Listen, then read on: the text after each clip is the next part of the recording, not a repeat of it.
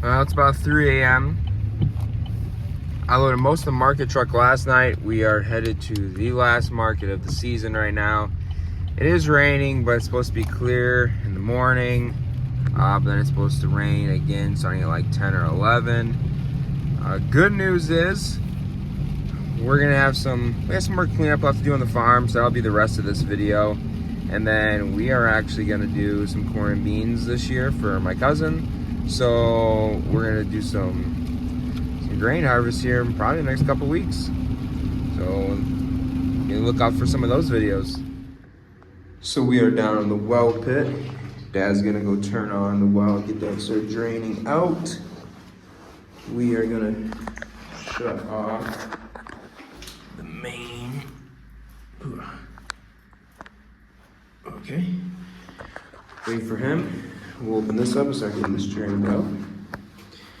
Which is off. Okay. Actually, I want to turn these tanks on. Drain it too.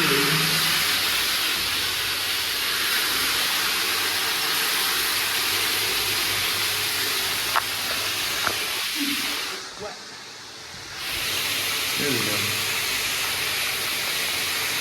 And we got the tanks drained and the tube drained over from the spray shed. The reason we're draining it today is we got 3 days coming of like in the 30 degrees. So unfortunately, we're gonna end up breaking. So we're just taking a precaution. So with those freezing temps coming, again, we still don't have the tires for this, but I got a few filters for it.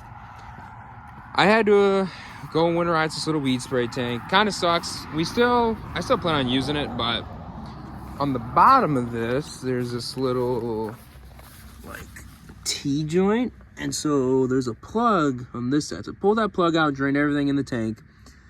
Then put threw the plug back in, and I threw in like 4 gallons of RV antifreeze, and I just started it and let all of it kind of run through pressurized system, make sure it gets in that pump, gets in that filter.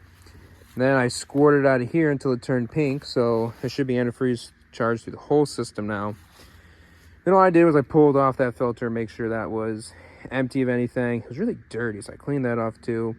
And then I just took that gauge off. We could throw it back together real quick in weed spray.